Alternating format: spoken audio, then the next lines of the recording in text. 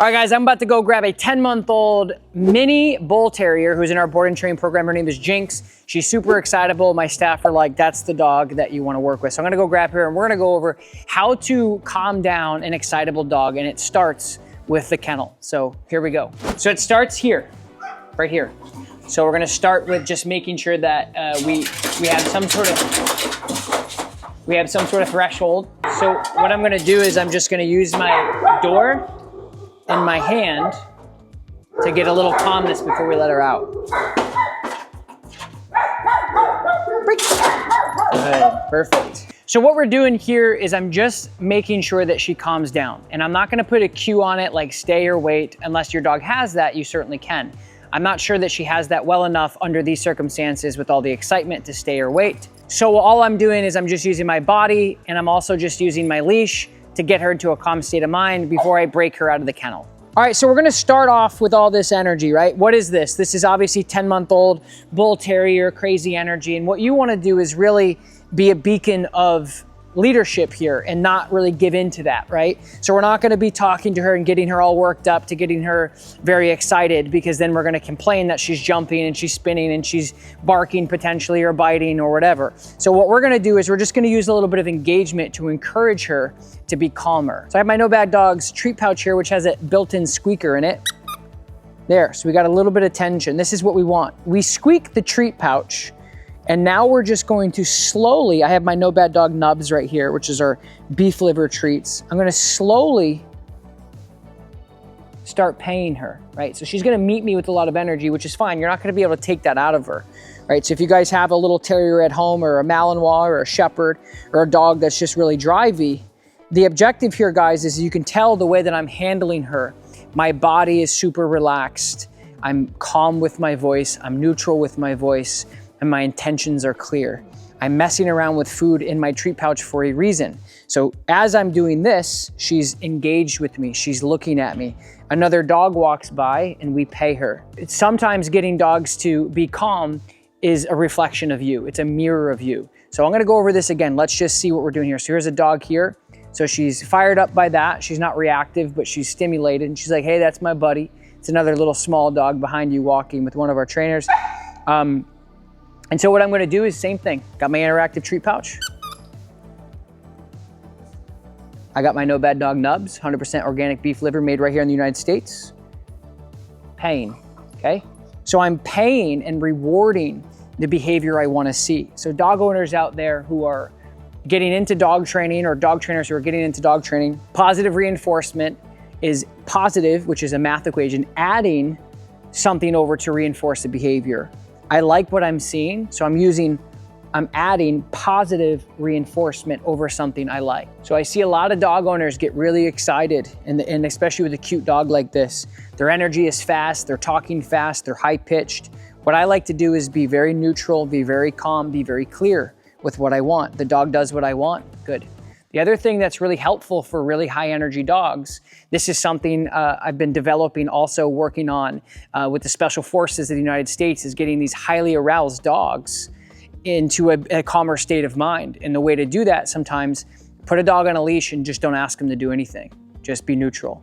Wait for them to maybe sit down, yes.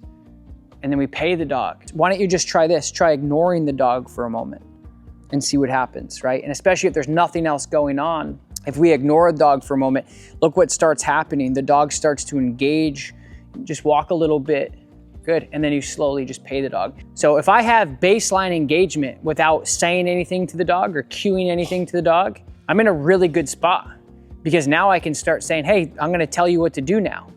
But I'm already in a really good spot, because the moment I move, look what the dog does. This is huge for you guys. You guys have a high aroused dog, you have a big dog that, or not even a big dog, a very stimulated dog that's bouncy, barky. This is really big for shelter dogs. If you just adopted a dog, or if you're working and volunteering in a shelter, these dogs are highly aroused, they're overstimulated. Get a dog on a leash, slow everything down and stop. Move a little bit, non-verbal, pay. Good, stop. Move a little bit, non-verbal, pay. So I'm non-verbal cueing the dog, right? I'm moving with my feet. The dog says, hey, where are you going? I want more. I'm using one piece of food. I have not given this dog more than this little tiny nub. All right, so now we're gonna go over how to communicate with the dog to not put them over the edge and stimulate them. So the way we're gonna ask the dog that's overly stimulated and excited and overly aroused all the time is neutrally, okay? I'll just show you what that looks like. Dog's name, neutral heel. Jinx, heel. You guys see also what I'm doing with my body. This is a big, big part of this. Stand up straight, shoulders are straight, and I'm using my body to get the dog to do what I want, okay? This is a big piece to handling. I'll show you what this looks like. Come on, good. So nonverbal, not asking the dog of anything. I just wanna see if the dog slides into position. I create a little bit of foundation. Hey, if you pay attention to me, good things happen.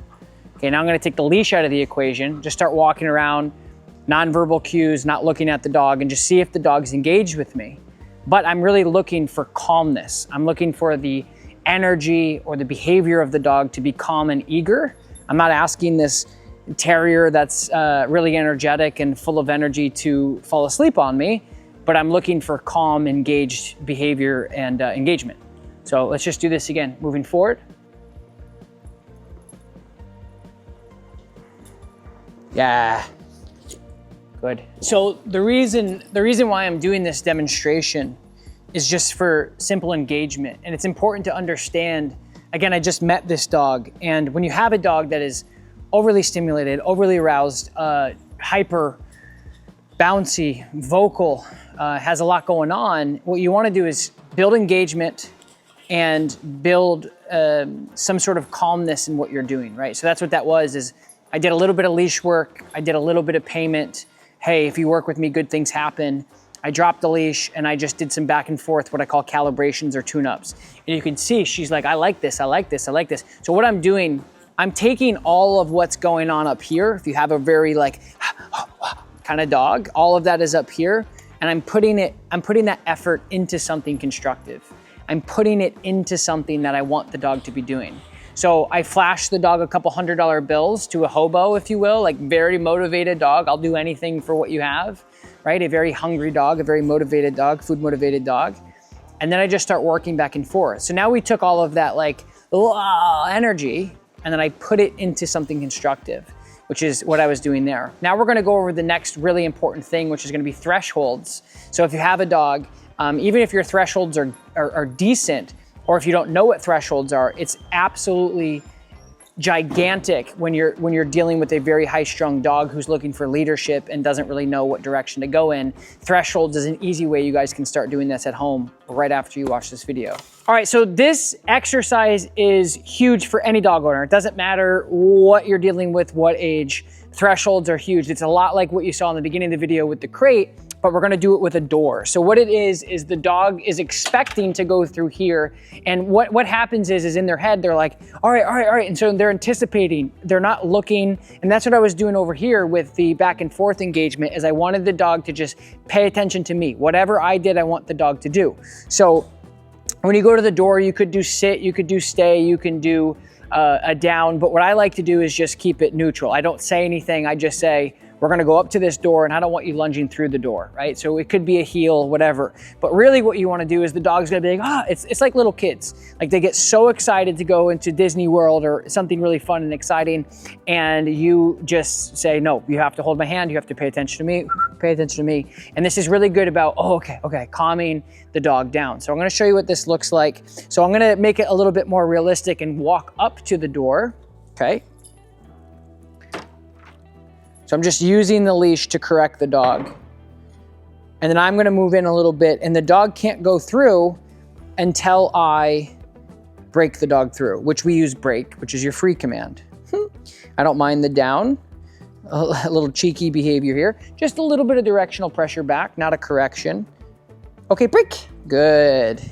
And that's how you would do that with the dog. And now we're gonna do it again. We're just gonna make it a little bit faster. Come up to the door. You could do, we'll just try stay, see what it looks like. Stay. Good. You can pay the dog for staying. Again, the beef liver treats that I'm using, just a little bit of food. I'm not giving her the whole thing. Correction, not for getting out of the sit because I didn't ask her to sit. It's because she's crossing this threshold, that's all. Break, good, break, good. Another really good way to highlight and identify and isolate the break command or clarify what I'm asking the dog to do. You can see there, she was like, I don't really know if I should go through this or if it's okay to go through it. Let me show you how you can clarify that for her and clear that up. Take your food, whatever it is, it could be a ball, break, then you break the dog through. That's how you could do that. Really what you're trying to do, guys, is break down anticipation. Dogs who have high arousal and don't think clearly have a lot of anticipation. They're like, I'm gonna do all the things. And you're like, hey, what are you talking about? Pay attention. So we're gonna do this again. I'm just gonna walk towards the door. Stay. So I'm using this stay instead of an implied because this dog doesn't know better. Good. Waiting. So waiting for my permission, which is great. Now I have engagement. And this is what dogs need. Like with kids who are really excited, right? Like if you just say, hey, pay attention, here's a job, here's something to do, that's how this is essentially working for her. Break. Breaking the dog through.